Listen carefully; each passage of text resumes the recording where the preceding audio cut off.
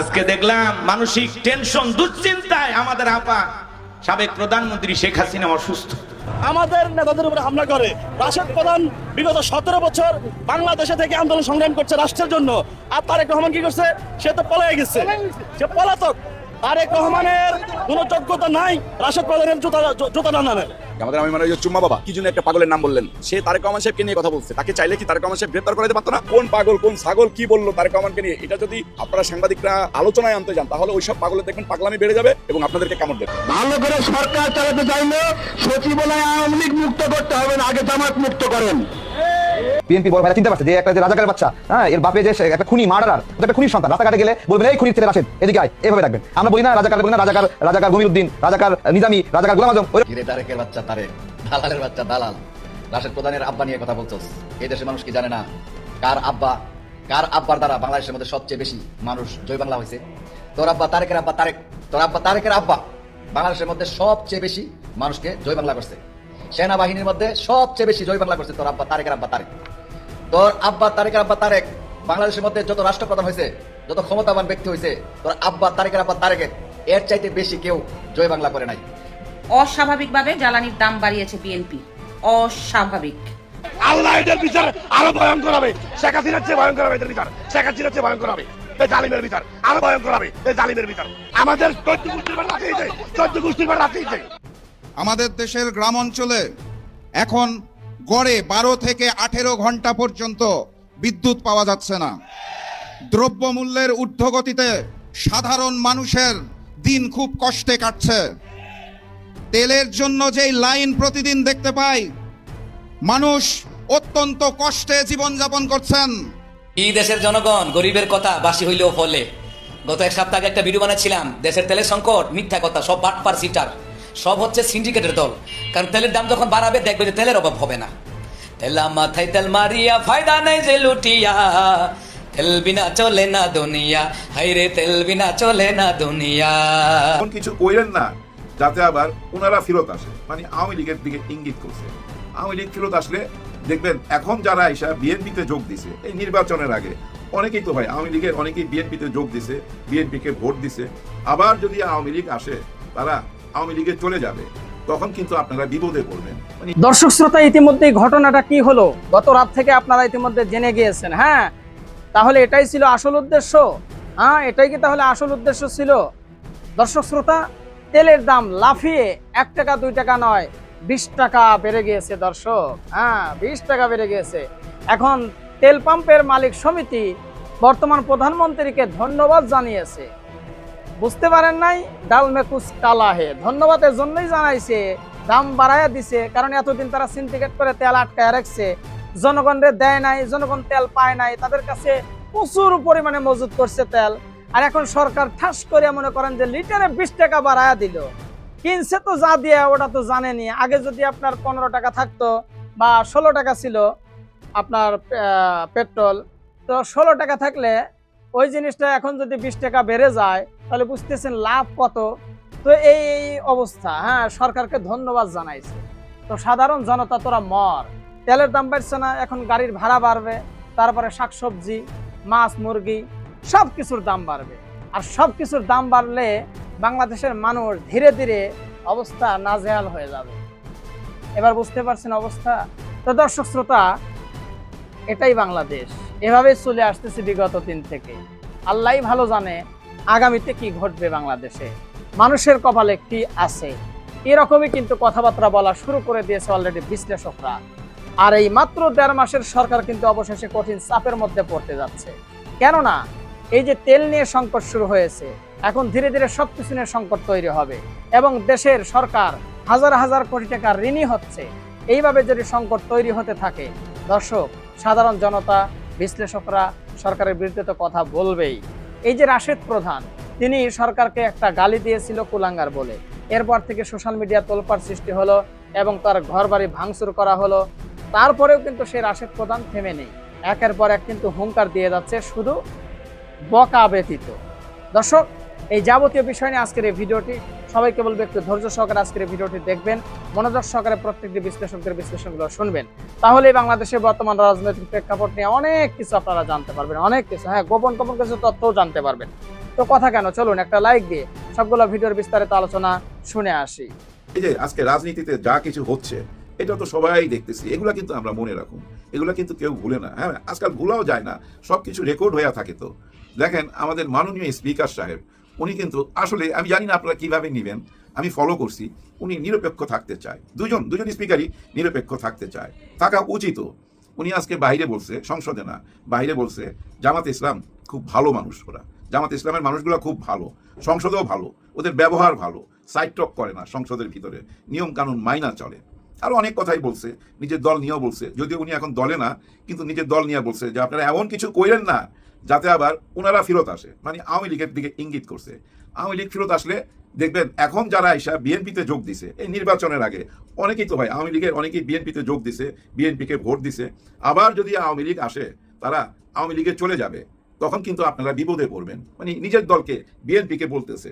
আপনাদের মনে আছে সংসদের এক এমপি সাহেব, বিএনপির এক এমপি সাহেব বলতেছিল না 71 আমাদের, 90 আমাদের, 24 আমাদের, আবার খুঁজতেছিল সংসদের ভিতরে খুঁজতেছিল তাদের কতগুলা মুক্তিযোদ্ধা আছে, গণতেছিল মুক্তিযোদ্ধা, ওই যে মুক্তিযোদ্ধা, ওই যে মুক্তিযোদ্ধা। তখন কিন্তু স্পিকার সাহেব বলছিল জামাতে ইসলামের মধ্যেও মুক্তিযোদ্ধা আছে, আমি সাক্ষী, আমি নিজেই ওনার সঙ্গে ফিল্ডে যুদ্ধ করছি। চিন্তা করেন, মাঠের যোদ্ধা নিজে সাক্ষী সংসদে দিতেছে জামাত ইসলামের মধ্যে সেই মুক্তিযোদ্ধা আছে। একদম পুরা সংসদের মুখ চুপ হয়ে গেছে, একটু কালো হয়ে গেছে অনেকের চেহারা, হইতে বাধ্য। সত্যি কথা তো অনেকের হজম হয় না ভাই। যাই হোক, আমি আসতে চাই আবার মাননীয় স্পিকারের কাছে। মাননীয় স্পিকারের কাছে আমার কিছু কথা আছে, মন খুলে বলতে চাই। মাননীয় স্পিকার, একটা কথা বারবার শোনা যায়, এই যে এনসিপিতে যারা আছে তারা নাকি গত 18 মাস ওই যে যাদেরকে কিংস পার্টি বলা হয়, যারা ডক্টর ইউনূস স্যারের সাথে জড়িত ছিল, এরা নাকি অনেক টাকা পয়সা মারছে। মাননীয় স্পিকার, এগুলা আপনার দলের, আপনার তো এখন দল নাই, এই রাজনৈতিক দলের অনেকেই বইলা বেড়ায়, সোশ্যাল মিডিয়া ঘুরা বেড়ায়, বিশেষ করে আসিফ মাহমুদ সজীব ভুঁইয়া, তার ব্যাপারে সে নাকি শত কোটি টাকা মারছে। এমনকি এই যে আসিফ নজরুল সাহেব, ওনার ব্যাপারেও শোনা যায় উনিও শত কোটি টাকা মারছে।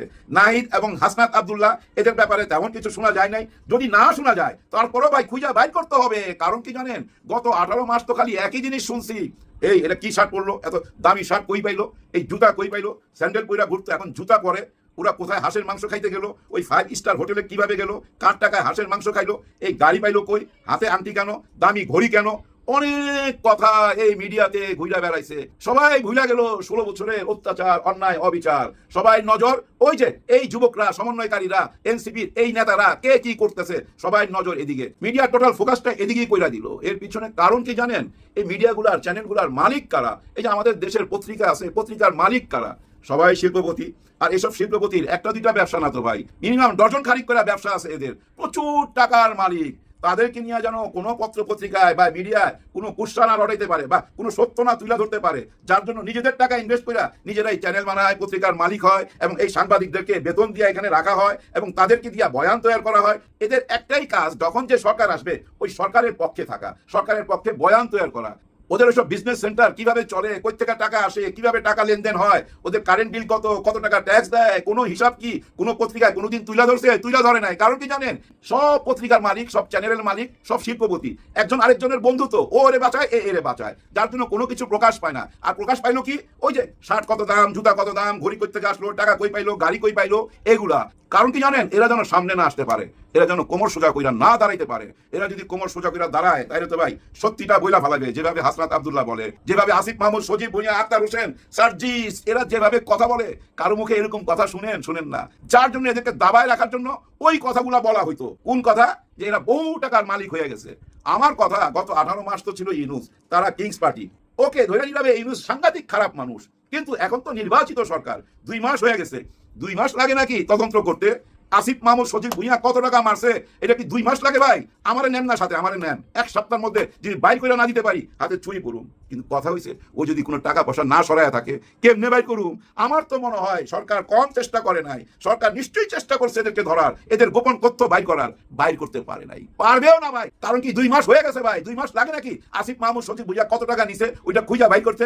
আবার শোনা গেছিল ওর যে পিএস আছে সেও নাকি 300-400 কোটি টাকা নিয়ে গেছে। আনেন সে মামলা আনেন, কোথায় দুদক, কোথায় গোয়েন্দা, কোথায় পুলিশ, কোথায় ওই ডিজিএফআই, কোথায় তারা ভাই? সবাই মিলা ধরেন না, খুঁজা বাইর করেন। হ্যাঁ, যদি সত্যি আপনারা ধরতে পারেন বাহাবা দিমু, কিন্তু আসলে কিছু নাই। যেহেতু 2 মাস হয়ে গেছে, আর পারবে না। যে সবচেয়ে বড় প্রমাণ কি জানেন, ওই যে এস আলম তো ভাই চিহ্নিত দাগি আসামি, ব্যাংকের 82,000 কোটি টাকা নিয়ে চলে গেছে এ দেশ থেকে। ওকেই তো আবার আসার সুযোগ কইরা দিতেছে। দেখেন ভাই ব্রাদার, বিরোধী দল এই সংসদে মাননীয় স্পিকারের কাছে জানতে চাইছিল যে মাননীয় স্পিকার, আমাদের দেশে ঋণ খেলাপি বিজনেসম্যান কতজন আছে তাদের নাম জানতে চাই এবং তাদের প্রতিষ্ঠানের নাম জানতে চাই। বিরোধী দল মাননীয় স্পিকারের কাছে জানতে চাইছে। এরপরে ভাই সরকারি দল জানাইছে 20 জনের নাম। সবচেয়ে মজার ব্যাপার কি জানেন, এই 20টা প্রতিষ্ঠানের নাম যে দিছে না, এই 20টা প্রতিষ্ঠানের মধ্যে 9টা প্রতিষ্ঠানের মালিক এস আলম। চিন্তা করেন কত টাকা নিছে, 82,000 কোটি টাকা। এই 20টা প্রতিষ্ঠানকে বাঁচায় রাখছিল ডক্টর ইউনূস সরকার। 36,000 টাকা লোন দিছিল কোনো মতো চালায় নিবার জন্য, কারণ মালিক তো পালায় গেছে। আর এখানে যারা চাকরি করে তাদের তো ভাই পেট আছে, সংসার আছে। ওইটা চিন্তা কইরা ইউনূস সরকার 36,000 কোটি টাকা ব্যাংক থেকে ঋণ দিয়া এই প্রতিষ্ঠানগুলো চালু করে রাখা গেছে এবং বইলা গেছে যে নির্বাচিত সরকার আসলে ওইসব লুটেরাদের কাছ থেকে পুরা টাকা আদায় করতে হবে এবং এই মালিকানা তাদেরকে দিতে পারবেন না। কারণ এই যে 36,000 কোটি টাকা দিছিল না, এটা দিয়ে সরকার নিজে শেয়ার কিনে নিছে এই ব্যাংকগুলার। এইভাবেই ব্যাংক চলবে, কিন্তু সেই লুটেরা যেন আবার আসতে না পারে, পুরা টাকা তার কাছ থেকে আদায় করতে হবে। কিন্তু বর্তমান সরকার তাদেরকে একটা পুরস্কার দিল, সম্মান জানাইলো যে আপনারা আসেন, মাত্র 7.5% টাকা দিয়ে দেন। এখন ধরেন আমি এস আলম 82,000 কোটি টাকা নিয়ে গেছি, এখন আমি 7.5% যদি দেই কত হবে? 1200, 1800, নাহলে 2,000 কোটি টাকা। আমি 2,000 কোটি টাকা দিয়ে দিলাম, আমার 9টা প্রতিষ্ঠান আবার ফেরত পাইলাম। এই প্রতিষ্ঠানগুলো চালাইবার জন্য আবার যদি ব্যাংকের টাকার দরকার হয়, ব্যাংক তো আমারই হাতে, আবার ওখান থেকে টাকা আনুম, আবার দিমু, আবার নিমু। সবচেয়ে মজার ব্যাপার কি জানেন, এই এস আলমকে সবাই মনে করে শেখ হাসিনার কেশিয়ার। সবাই জানে, এই বাংলাদেশের ছোট ছোট পোলাপান থেকে বুড়া মানুষ পর্যন্ত সবাই জানে এই এস আলম শেখ হাসিনার কেশিয়ার ছিল। শেখ পরিবারের যত টাকা বিদেশে পাচার হয়েছে, তারপর থেকে আরম্ভ কইরা শেখ রেহানা, ওই টিউলিপ বলেন, ভাগনা জয়ের কথা বলেন, জয়ের টাকা, সবাই টাকা এই এস আলম পার করছে বিদেশে। সেই লোকটাকেই আনা হচ্ছে। এখন এই কথাগুলো ধরে নেন মিথ্যা, কিন্তু সমাজে এই কথাগুলো চালু আছে তো ভাই। সবাই এই কথাগুলো নিয়ে হাসি তামাশা করে। তো এমনও কথা বলে যে সালাউদ্দিন সাহেব হচ্ছে এস আলমের কেশিয়ার আর এস আলম হচ্ছে শেখ হাসিনার কেশিয়ার, এরকম কথা বলে অনেকেই বইলা বেড়ায়। এই যে শিলংয়ে ছিল সালাউদ্দিন সাহেব, ওইখানে নাকি এস আলম টাকা দিছে এবং লন্ডনেও নাকি এস আলম টাকা দিত। সমাজে এইসব কথা ঘুরা বেড়াইতো, কিন্তু সমাজকে কেন তোয়াক্কা করতেছেন না আপনারা? সমাজকে এক সাইডে ফেলে দিয়া ওই লোকটাকে কেন আনতে হবে? সবাইকে অবজ্ঞা কইরা ওই লোকটাকেই কেন দরকার? এটা বিরাট বড় প্রশ্ন না? এই প্রশ্ন থেকে কি উত্তর পাবেন? কোন উত্তর পাবেন? হ্যাঁ, উত্তর যেটা পাবেন মনের মধ্যে রাইখা দেন, কিছুই বলার নাই। ভাগ্য খারাপ, হ্যাঁ ভাগ্য খারাপ। অনেকের আচার আচরণে মনে হইতেছে বুঝছেন পৃথিবীতে একদম 100 বছর না 500 বছর বাইচা থাকবে। দেখেন শেখ হাসিনার বয়স প্রায় 80 হয়ে গেছে, আল্লাহর কাছে বলি উনি আরো হায়াত পাক। কিন্তু দেখেন উনিও কিন্তু এখনো ক্ষমতা ছাড়ে না। ওই দলের চেয়ারম্যান কিন্তু দিবে না ভাই। এই শিরিন আক্তার শারমিনকে চেয়ারম্যান বানাইতে চায় আওয়ামী লীগের, মনে হয় এরকম শোনা যাচ্ছে, কিন্তু শেখ হাসিনা রাজি না। অনেকদিন বাইচা থাকতে চায়, কিন্তু উনি জানে না জন্মের দিন আর মৃত্যুর দিন 24 ঘন্টা পার করা যায় না। এই কথাটা সবাই ভুলা যায়। যাই হোক ভাই, বিদায় নেবো। বিদায়ের আগে শুধু একটা কথা বলুন, মানুষের মধ্যে অনেক কষ্ট জন্ম নিতেছে। তেল নিতে যায় মানুষ পেরেশান হয়ে যাইতেছে, কারেন্ট নাই পেরেশান হয়ে যাইতেছে। হামে ভাই, হামে গতকালও 4 জন মারা গেছে। আমাদের প্রধানমন্ত্রী বলতেছে গত 2 সরকার একটা বেআইনি কাজ করে গেছে। হামের কোনো ওষুধ তারা দিয়ে যায় নাই, হামের কোনো ওষুধ আনে নাই। আমার একটা কথা ভাই, প্রতিদিন কত কিছু এয়ারপোর্ট দিয়ে পাচার হয়ে যেতেছে বিদেশে, আবার ঢুকতেছে। খোঁজ নিয়ে জানেন হামের 1000 ওষুধ কি আনা যায় না? অনুমতি লাগে নাকি? অনুমতি নিয়ে আনেন না আপনারাই তো সরকারে। 1000 2000 ওষুধ হয় না, প্রাথমিক চিকিৎসাটা দেন না। আমি অনেকে মারা যাইতেছে, একে অপরকে খালি দোষ দিতেছি। গত 2 সরকার মানে ইউনূস আর হাসিনা কেন হামের ওষুধ আনলো না? ভাই হামের ওষুধ আনতে 2 মাস লাগে নাকি? আমি বুঝি না। আমার তো মনে হয় নেপালে যদি হামের প্রবলেম হইতো, নেপালের প্রধানমন্ত্রী কি করতো? আমার তো মনে হয় উনি নিজে সকালে রওনা দিত, রাত্রের বেলা আবার হামের ওষুধ নিয়ে নিজের দেশে ফিরতো। নিশ্চয়ই কাজটা করতো। হামের ওষুধ আনান, বাচ্চাদেরকে বাঁচান। গত 54 বছর যাবত ওই একই জিনিস দেখতেছি, এই এসে দোষ দেয়, এই এসে দোষ দেয়, কিন্তু সবাই ভুলা যায়। ওই 24 ঘন্টার কথা সবাই ভুলা যায়। আমরা যারা বাংলাদেশের সাধারণ নাগরিক আছি তারা অনেক কিছুই খবর রাখি না, বা অনেক খবর আমাদের কাছে আসে না। এই জুলাই সনদ আর গণভোট এগুলো নিয়ে অনেকগুলো বিল পাস করা হয়েছে সংসদে, আপনারা জানেন। অনেকগুলো বিল বাতিল করে দেওয়া হয়েছে। সাধারণ মানুষ এত কিছু বোঝে না, কোনটা বাতিল হয়েছে, কোনটা কেন বাতিল করলো, এটি সরকার ঠিক করলো না সরকারই সঠিক আছে, প্রফেসর ডক্টর মোহাম্মদ ইউনূস যে অধ্যাদেশগুলো করেছিল সেগুলোর মধ্যে ত্রুটিপূর্ণ ছিল, এ ধরনের প্রশ্ন কিন্তু অনেকের মনে আছে। থাকাটাই স্বাভাবিক। যে দলই করেন, আপনি মনেই করতে পারেন, যারা বিএনপি করেন তারা মনেই করতে পারেন যে না, এই সমস্ত ভুলে এই সমস্ত অধ্যাদেশে ত্রুটিপূর্ণ ছিল বলেই বর্তমান সরকার বাতিল করেছে। আবার যারা বিএনপি করেন না, বা যারা একটু পড়াশোনা করেন, বা যারা একটু এই মানে অধ্যাদেশগুলো নিয়ে আলোচনা করেছেন বা বুঝতে চেষ্টা করেছেন, তারা বুঝেছেন যে না, professor doctor Muhammad Yunus was right. সরকার এটা তার ইচ্ছা মতো তার শক্তি ব্যবহার করছে। আমরা যদি আজকে একটু মানব অধিকার কমিশন যেটা বাতিল করে দেওয়া হয়েছে সেটা নিয়ে একটু আলোচনা করি, তাহলে আপনারা অন্তত একটু করে বুঝতে পারবেন যে কে ভুল ছিল। প্রফেসর ডক্টর মোহাম্মদ ইউনূসের অধ্যাদেশগুলো ভুল ছিল, নাকি বর্তমান সরকার তার স্বার্থ চরিতার্থ করবার জন্য সেগুলোকে ভুল প্রতিপন্ন করে সেগুলোকে বাতিল করে দেওয়া হয়েছে। দেখুন, মানবাধিকার কমিশন বাতিল করে দেওয়ার পর মানবাধিকার কমিশনের যে চেয়ারম্যান মহোদয় আছেন, অবসরপ্রাপ্ত বিচারপতি মনিরুল ইসলাম চৌধুরী সহ বাকি 4 জন তার সাথে আছেন, তারা সবাই পদত্যাগ করেছে। তাদের পদত্যাগ করবার ছাড়া কোনো উপায় ছিল না। তারা হয়তো ভেবেছেন যদি এখন পদত্যাগ না করি তাহলে তো সরকার যেহেতু এই কমিশনটা বাতিল করে দিয়েছে এবং পূর্বের কমিশন বহাল রেখেছে, তাহলে আমাদেরকে হয়তো বা সেই মব করে পরে তাড়ানো হবে, যেমনটি বাংলাদেশ ব্যাংকে করা হয়েছে, এবং এ কারণেই তারা পদত্যাগ করেছেন। তাহলে এখন যেহেতু পদত্যাগ করেছেন এবং যেহেতু মানবাধিকার কমিশন যেটা প্রফেসর ইউনূস সাহেবের করা ছিল, যেটার বলে তারা চাকরি নিয়েছিলেন আজ থেকে কিছুদিন আগে, তারা যেহেতু চলে গেছেন, তাহলে কি মানবাধিকার কমিশনটা বন্ধ হয়ে গেল? না, বন্ধ হয়ে যায়নি। মানবাধিকার কমিশন পূর্বের যে 2009-এর শেখ হাসিনার কমিশন ছিল সেই নিয়ম অনুযায়ী চলবে, সেই আইন অনুযায়ী চলবে, এবং সরকার খুব সম্ভব এখানে নতুন করে কাউকে নিয়োগ প্রদান করে, চেয়ারম্যান বা তার সাথে যারা কাজ করবেন তাদেরকে।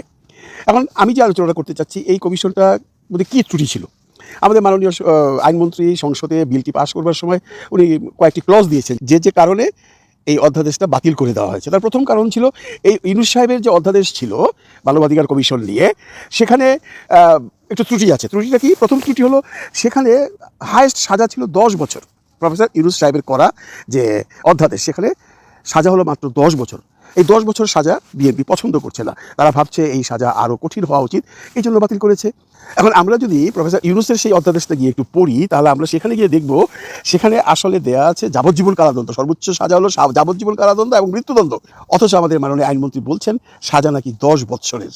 এখন উনি জেনে বলছেন না জেনে বলছেন, না উনি ইচ্ছা করে বলছেন, এবং যাহা সত্য তাহা বলিব বলিয়া ওনারা সংসদে যখন কথা বলেন তখন কি সেটা সত্য বলেছেন?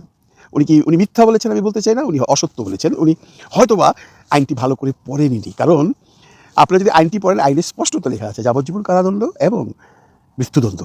দ্বিতীয়ত বলেছেন প্রফেসর ডক্টর মোহাম্মদ ইউনূসের যে অধ্যাদেশ, তাতে এই যে কোনো বিচার যখন গুম কমিশনে যাবে তার মধ্যে কোনো এটা সুরাহা করবার জন্য সময়সীমা দেয়া নেই। এটা উনি মিথ্যাচার বলবো না, এটা উনি না পড়ে বলেছেন। ওই আইনে প্রফেসর ডক্টর মোহাম্মদ ইউনূসের দেয়া অধ্যাদেশে স্পষ্টত সময়সীমার কথা বলা আছে, এবং উক্ত সময়সীমার মধ্যে সেটা সমাধান না করলে শাস্তির বিধান দেওয়া আছে। অথচ আইনমন্ত্রী মহোদয় বলে দিলেন ওখানে কোনো সময়সীমা দেয়া নেই। তৃতীয়ত উনি বলেছেন আইসিটি অ্যাক্ট যেটা আছে সেখানেই গুম কমিশনের এই মামলাগুলো করা যথেষ্ট, আলাদা করে গুম কমিশন করবার কোনো প্রয়োজন নেই। অথচ আইসিটি অ্যাক্টে বলা আছে আইসিটিতে শুধুমাত্র মানবতা বিরোধী অপরাধের মামলাই করা হবে, ওখানে বিচ্ছিন্ন কোনো গুমের ঘটনার মামলা করবার কোনো ক্ষমতা বা অধিকার আইসিটি অ্যাক্টের নেই। যদি এটা কোনো রকম গণহত্যা হয় বা কোনো রকম একটা মানবতা বিরোধী কর্মকাণ্ড হয়, তাহলে আইসিটি অ্যাক্টে এটাকে নেওয়া যাবে। অথচ আমাদের আইনমন্ত্রী মহোদয় বলছেন যে গুম কমিশন আর আইসিটি অ্যাক্ট একই জিনিস, আইসিটিতেও এই মামলাগুলো নেওয়া সম্ভব। এবং উনি আরও বলেছেন যে এই যে প্রফেসর ডক্টর মোহাম্মদ ইউনূসের যে অধ্যাদেশটা আছে সেখানে অনেক অস্বচ্ছতা আছে বা সেখানে অনেক অস্পষ্টতা আছে। সুতরাং গুম কমিশন আইন এবং আইসিটি আইনকে ম্যাচ করাতে হবে। অথচ এই গুম কমিশন আইন এবং আইসিটি আইনকে ম্যাচ করাবার কোনো রকম সুযোগ নেই, আইনে কোথাও এটা বলা নেই।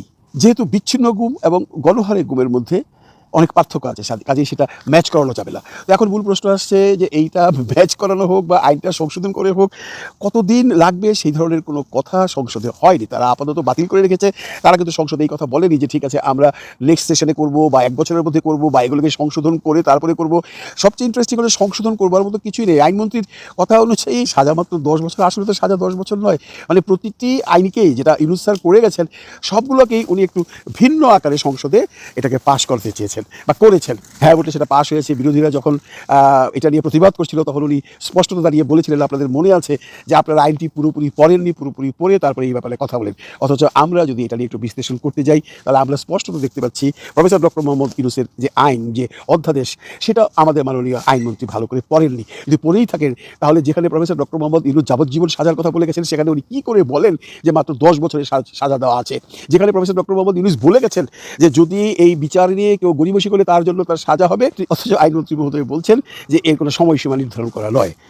এই যদি অবস্থা হয়, এই যদি তারা সংসদে বিভিন্ন রকম সংবিধান দেখিয়ে, বিভিন্ন রকম ক্লজ দেখিয়ে যে সব সংবিধানের এত নম্বর ধারা অনুযায়ী এটা না, এত নম্বর ধারা অনুযায়ী এটা হবে না, এগুলো বলে যদি সংসদে বিরোধী দলকে এভাবে চুপ করিয়ে রেখে সব বিল পাশ করিয়ে দেয়, তাহলে আমার মনে হয় বিরোধী দলের আর ওখানে বসে থাকার কোনো দরকার নেই। যদিও আমাদের বিরোধী দলীয় প্রধান ডক্টর শফিকুর রহমান বলেছেন যে আমরা ততদিন পর্যন্ত সংসদে যাব যতদিন পর্যন্ত আমাদের কথা তারা শুনবে, যখন দেখবো আর তারা আমাদের কথা শুনছে না তখন আমরা সংসদ পরিত্যাগ করবো। এবং আপনারা সবাই জানেন এর মধ্যে অলরেডি আন্দোলনের ডাক দেওয়া হয়েছে। এখন যারা সাধারণ মানুষ তারা তো এত মার পেঁচ বুঝে না। সাধারণ মানুষ হয়তো বা মনে করতে পারে যে এই বিরোধী দল অকারণে রাস্তায় নামছে, কিন্তু তাদের বুঝতে হবে, তাদেরকে বোঝাতে হবে যে সরকার যা ইচ্ছা তা মনমানি করছে তার সংখ্যাগরিষ্ঠতা নিয়ে। আমি এই একটা ছোট্ট উদাহরণ দিলাম, এরকম উদাহরণ আপনারা আরও খুঁজে পাবেন যদি আপনারা এগুলো একটু পড়াশোনা করেন। আমি জানি এটা সম্ভব নয়, তবুও আপনারা বিভিন্ন রকম কন্টেন্ট দেখে জানতে পারবেন যে সরকার আমাদের সাথে কত বড় প্রতারণা করছে। তারা যেহেতু প্রমিস করে গেছে যাহা বলিব সত্য বলিব সংসদে, তারা সেখানে সত্য না বলে অসত্য বলে বেড়াচ্ছে। সবাই আশঙ্কা করছিল যে জ্বালানি তেলের দাম বাড়বে, তাই বলে এক ধাক্কায় এইরকম বৃদ্ধি। দর্শক কল্পনা করতে পারেন, এই মাত্র যে ব্রেকিং খবরটা চলছে, অকটেন পার লিটারে 20 টাকা বাড়ছে এবং কাল থেকে এটা কার্যকর হবে। এটা বলা হচ্ছে সমন্বয়। সমন্বয়ের নামে এই ভয়ঙ্কর ডিজেল লিটারে 15 টাকা থেকে 115, পেট্রোল 19 টাকা, তার আগে বলি অকটেন 20 টাকা বেড়ে 140, কেরোসিন 18 টাকা বেড়ে 130 টাকা। আপনি কিভাবে এটা মানুষ হজম করবে, মানে কল্পনাও করা যাচ্ছে না যে কাল থেকে ডিজেল 15 টাকা বেড়ে 115 টাকা, পেট্রোল 19 টাকা বেড়ে 135 টাকা। খেয়াল করেন, আগে 1 টাকা 2 টাকা বাড়লে একটা সাংঘাতিক রকম প্রতিক্রিয়া হতো, বা 2 টাকা 3 টাকা 5 টাকাও কেউ অ্যাকসেপ্ট করতে পারতো না। এখন এই যে তাহলে যখন নাকি জ্বালানি ক্রাইসিসটা হলো, তখন যদি অল্প অল্প করে বাড়ানো হতো তাহলে তো সমন্বয়টা হয়ে যেত। আমি ঠিক হিসাবটা বুঝি না, কিন্তু একযোগে এই ধাক্কার এটা তো দাম তো বাড়লো, তারপরে জিনিসপত্রের দাম বাড়বে, পরিবহন ভাড়া বাড়বে, তারপরেও তেল পাওয়া যাবে কিনা তার কোনো নিশ্চয়তা নেই। কি পরিমাণ একটা দুর্যোগ নেমে আসলো দর্শক। আশা করি সবগুলো ভিডিও দেখেছেন এবং বিস্তারিত আলোচনা শুনেছেন। তো অবশ্যই এবার আপনাদের মূল্যবান মতামত জানিয়ে দিন, পারলে ভিডিওটি শেয়ার করে সবাই দেখার সুযোগ করে দিন। আর আমাদের এই চ্যানেলে নতুন হলে সাবস্ক্রাইব করুন। যারা ইতিমধ্যে সাবস্ক্রাইব করেছেন সবাইকে ধন্যবাদ জানিয়ে আজকের মতো এখানে বিদায় নিচ্ছি। দেখা হবে নতুন কোনো ভিডিওতে। সে পর্যন্ত সবাই ভালো থাকবেন, সুস্থ থাকবেন। আল্লাহ হাফেজ।